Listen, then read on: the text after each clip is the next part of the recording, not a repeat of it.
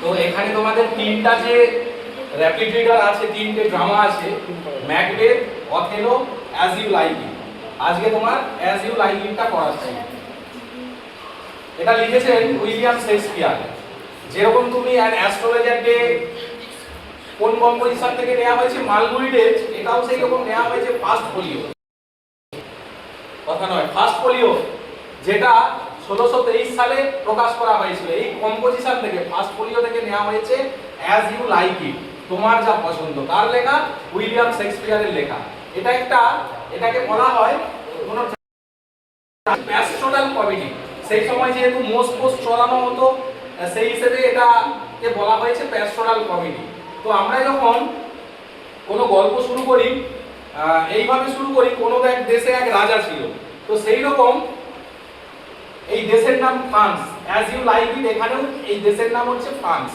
তোমার অথেলোতে পাবে তোমরা ভ্যানিস, ভ্যানিস শহর, ম্যাকবেথে পাবে অন্য কিছু, কিন্তু এই এখানে অ্যাজ ইউ লাইক ইটে তোমার একটা দেশ ছিল, সেই দেশের নাম ফ্রান্স। এই ফ্রান্সের এক জমিদার বা এক প্রধান ছিল ওল্ড ডিউক, এবং তার ভাই ছিল ডিউক ফ্রেডরিক।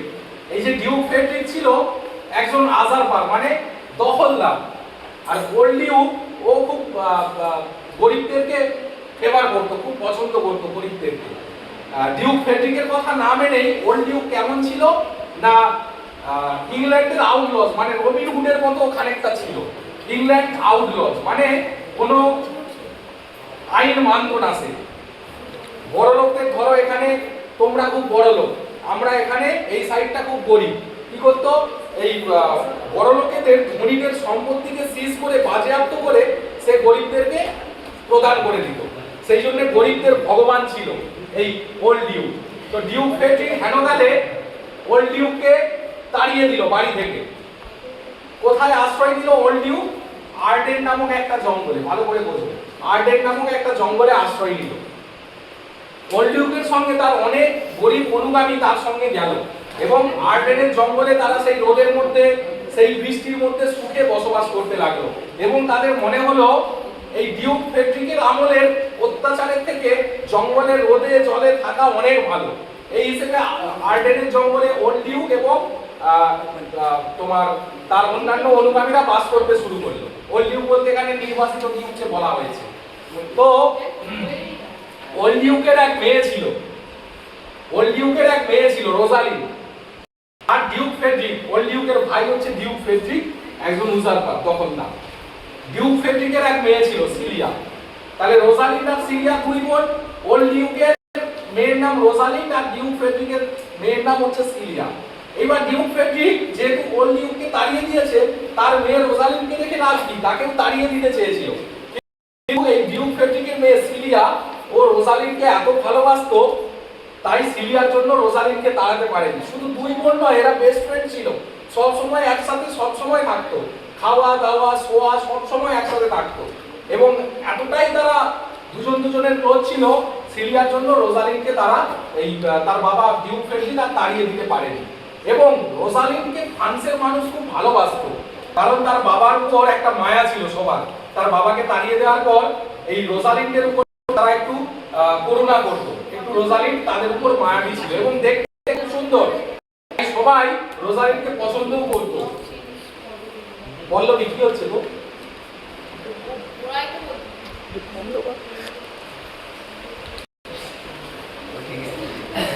এইবার হেনকালে ফ্রান্সে ডব্লিউডব্লিউ খেলার আয়োজন করা হয়েছে।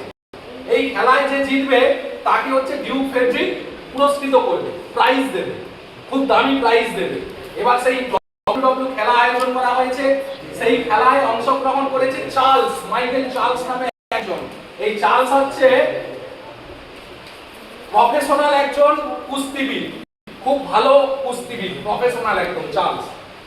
চার্লসের সঙ্গে, চার্লসের বিরুদ্ধে যোগ দিয়েছে অরল্যান্ডো, রোগা পেটকা মানুষ। এই চার্লস হচ্ছে তোমার একদম সেই সলমান খান, আর এখানে অরল্যান্ডো হচ্ছে একদম কাঞ্চন মল্লিক। ও পারবে না, চার্লসের সঙ্গে না। সেই কারণে ডিউক ফ্রেডরিক, এবং তখনকার ব্যাপার ছিল ফ্রান্সের এই যে চার্লস বলো বা অরল্যান্ডো বলো, এই যে কুস্তিগিররা খেলতে যেত, এবং ফ্রান্সের যে সুন্দরী মেয়েরা, মানে বিশেষ করে রাজকন্যারা, তারা সেই খেলার দেখতো এবং সেখান থেকে তারা তাদের পছন্দের প্রেমিককে পছন্দ করতো। ট্র্যাডিশন ফ্রান্সে ছিল। তো সেই খেলা দেখতে যাবে, কুস্তি খেলা দেখতে যাবে কে? এই রোজালিন্ড আর সিলিয়া, এরা ওই রেসলিং ম্যাচটা দেখতে যাবে। তো সেই সময় ডিউক ফ্রেডরিক বললো তোমরা যাচ্ছ ঠিক আছে, কিন্তু চার্লসের সাথে এইরকম অরল্যান্ডো কখনো পারবে না, যুদ্ধ করতে কখনো পারবে না, তাই অরল্যান্ডোকে তোমরা বারণ করো। তো সিলিয়া আর রোজালিন্ড অরল্যান্ডোকে বোঝালো অনেক। রোজালিন্ডটা একদম হাউমাউ করে কান্নাকাটি করে বোঝালো তুমি এত সুন্দর যুবক, তুমি রোগা, আর চার্লস হচ্ছে একজন প্রফেশনাল কুস্তিগির, কি করে ওর সঙ্গে পারবে? তুমি কেন তোমার জীবন ওখানে বিপর্যয় ঘটাতে যাচ্ছ, কেন তোমার জীবন দান করতে যাচ্ছ? তার থেকে তুমি খেলায় অংশগ্রহণ করো না। তো এটা শুনে না অরল্যান্ডোর মনের স্পিড আরো বেড়ে গেল, যে একটা মেয়ে আমার জন্য করুণা করছে, আমার জন্য দুঃখ প্রকাশ করছে, সুতরাং আমাকে জিততেই হবে বলে সে চার্লসের এগেইনস্টে জিতেও গেল। খুশি, সবাই তো অবাক, তার জয়ের খবর ছড়িয়ে পড়লো ফ্রান্সে, সবাই তো অবাক যে চার্লসকে হারিয়ে দিল। এবার এই সিলিয়ার বাবা ডিউক ফ্রেডরিক, ফ্রান্সের দখলদার, এই ডিউক ফ্রেডরিক ডেকে পাঠিয়েছে যে কে এই অরল্যান্ডো, দেখি। অরল্যান্ডোকে ডেকে পাঠালো, অরল্যান্ডো গেল, অরল্যান্ডোর পরিচয় জানতে চাইলো, দেখি তোমার আধার কার্ড। সেই সময় আধার কার্ড তো ছিল না। অরল্যান্ডো বলল আমি, আমার বাবার নাম রোলান্ড ডি বয়েজ। কি নামটা মনে রাখবে, এই যে রোলান্ড ডি বয়েজ, অরল্যান্ডোর বাবার নাম রোলান্ড ডি বয়েজ। যখন এই রোলান্ড ডি বয়েজের কথা শুনলো তখন ডিউক ফ্রেডরিক খুব রেগে গেল। কেন না, এই রোলান্ড ডি বয়েজ কে? এই যে ওল্ড ডিউকের বন্ধু, যাকে তাড়িয়েছে, ডিউক ফ্রেডরিকের শত্রু, তাড়িয়েছে মানে শত্রু ডিউক ফ্রেডরিকের। তাহলে এই ওল্ড ডিউকের বন্ধু রোলান্ড ডি বয়েজ, তাহলে শত্রুর বন্ধু মানে শত্রু, তাহলে শত্রুর ছেলে শত্রুরই ছেলে হয়। মানে ধরো তোমরা দুজন বন্ধু, ঠিক আছে, তোমরা দুজন ভালো বন্ধু, কিন্তু তুমি আমার শত্রু, তো তোমার সাথে ও থাকছে মানে ও শত্রু আমার। সেই রকম ওল্ড ডিউকের বন্ধু রোলান্ড ডি বয়েজ তার ছেলে মানে শত্রুর ছেলে, তাই তাকে কোনো রকম পুরস্কৃত না করে তাকে সেখান থেকে তাড়িয়ে দিল। এবং রোজালিন্ড শেষ পর্যন্ত ডিউক ফ্রেডরিককে দেওয়ার মতো কিছু ছিল না। রোজালিন্ডের বাবাকে যেহেতু তাড়িয়ে দিয়েছে, অত স্বাচ্ছন্দ্যে থাকতে পারেনি, তার কাছে একটা সোনার চেন ছিল, সেই সোনার চেনটা দিয়ে দিয়েছে। কাকে দিয়েছে? না এই অরল্যান্ডোকে দিয়েছে, গিফট করেছে। হ্যাঁ করো।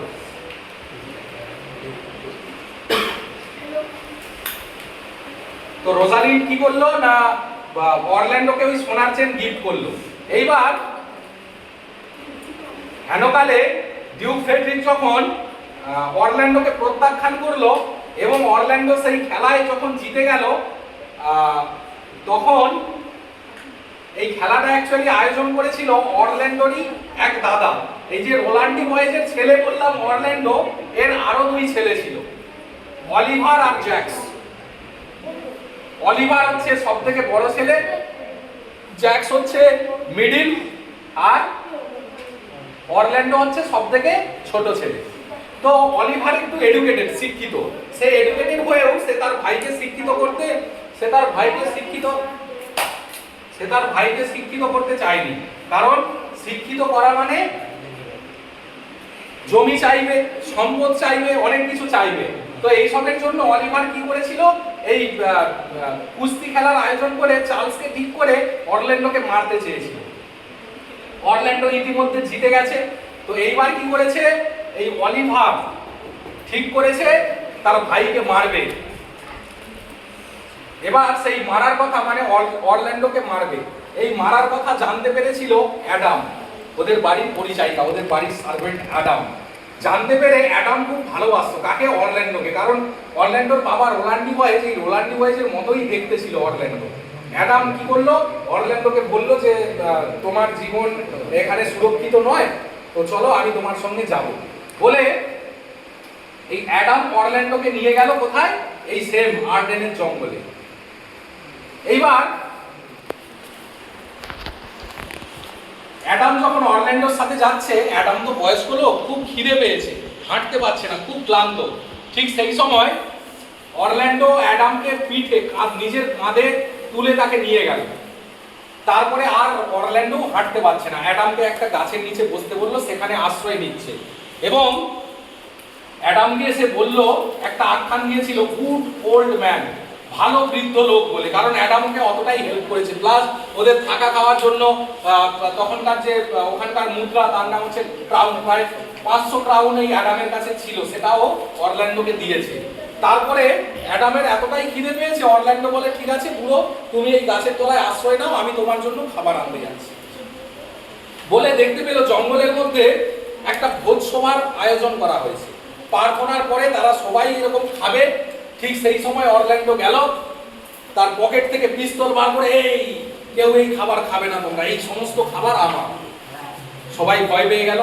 এবার সেখানে ওই যে ভোজসভা যে কন্ডাক্ট করছে সেই লোকটা বলছে আচ্ছা থামো থামো।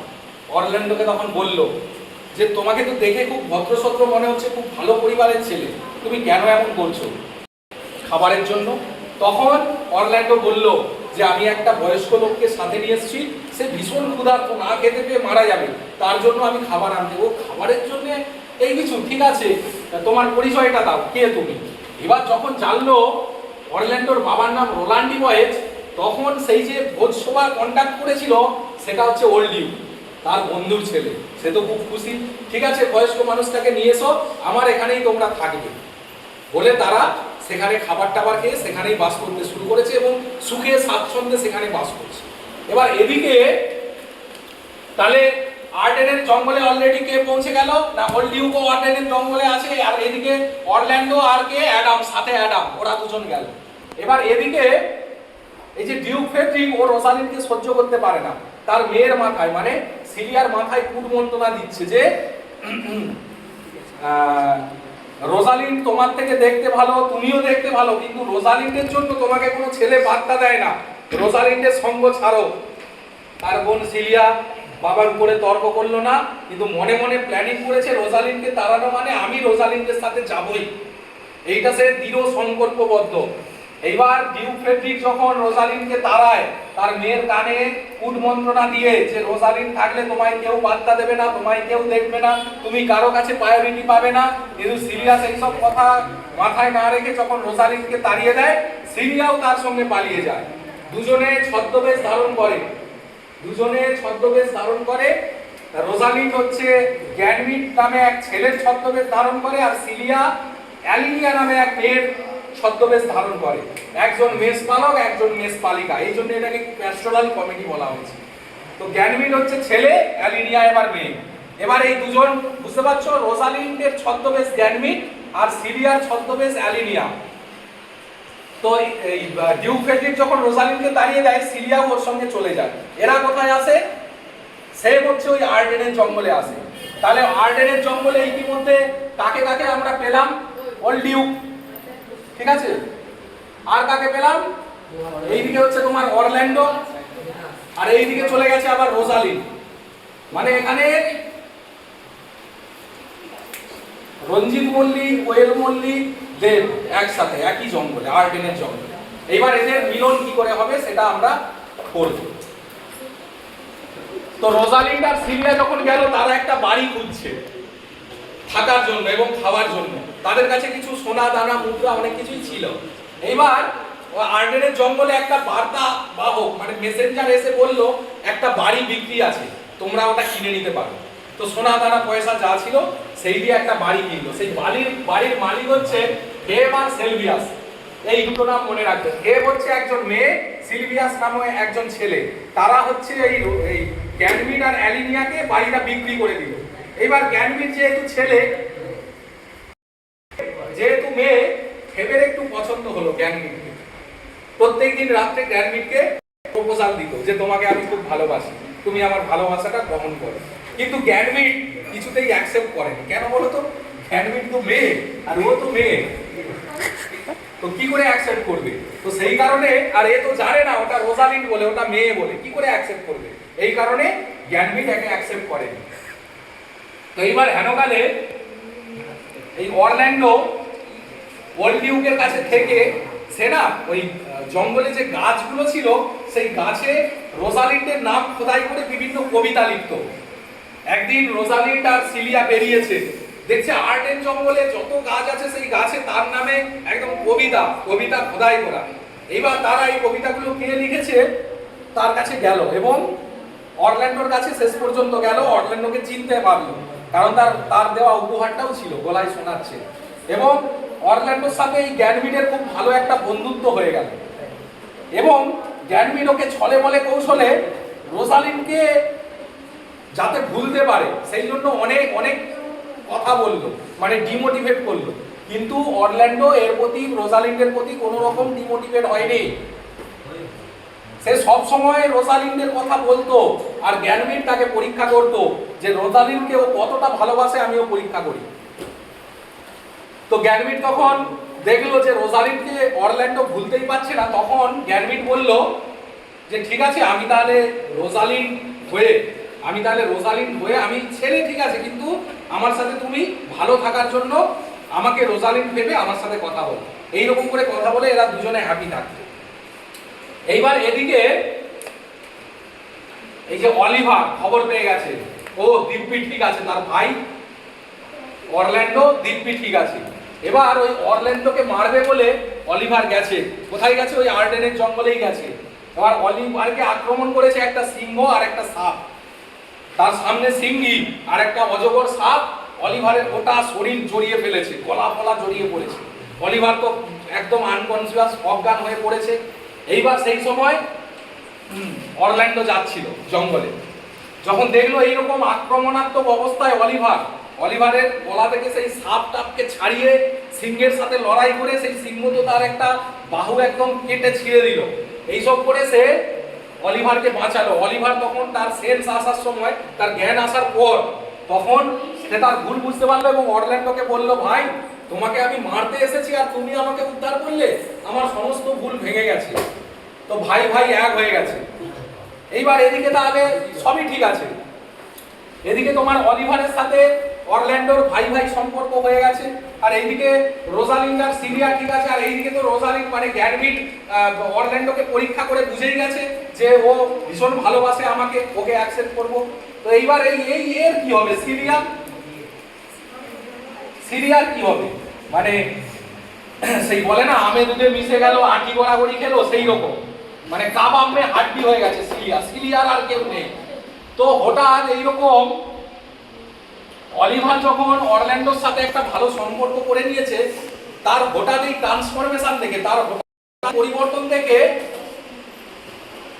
সিলিয়ার পছন্দ হয়ে গেছে অলিভারকে। বুঝতে পেরেছো? সিলিয়ার অলিভারকে পছন্দ হয়ে গেছে এবং এদের অলিভারও একে মেনে নিয়েছে সিলিয়াকে। এইবার এদের বিয়ে হবে জঙ্গলের একটা মন্দিরে। কার সঙ্গে? সিলিয়ার সঙ্গে অলিভারের বিয়ে হবে, ঠিক আছে। গ্যানভিড বললো, অরল্যান্ডোকে জিজ্ঞেস করলো যে তোমার দাদার বিয়েতে তোমার মত আছে তো? অরল্যান্ডো তো রাজি, একদম মত আছে। দিয়ে কার সঙ্গে কার বিয়ে হবে? অলিভারের সঙ্গে সিলিয়ার বিয়ে হবে। সেই বিয়েতে কে কে যাবে? না, অলিভারের হয়ে যাবে অরল্যান্ডো আর ওল্ডিউক, আর এখানে সিলিয়ার হয়ে যাবে রোজালিন্ড, আর এরা সব যাবে কন্যাযাত্রী হিসেবে।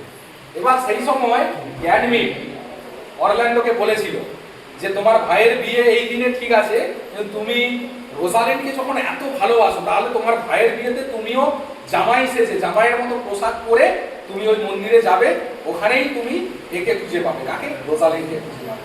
এবার সবাই গেছে, যাওয়ার পরে রোজালিন্ড আর সিলিয়া তারা ড্রেস চেঞ্জ করবে, কন্যের বেশে আসবে।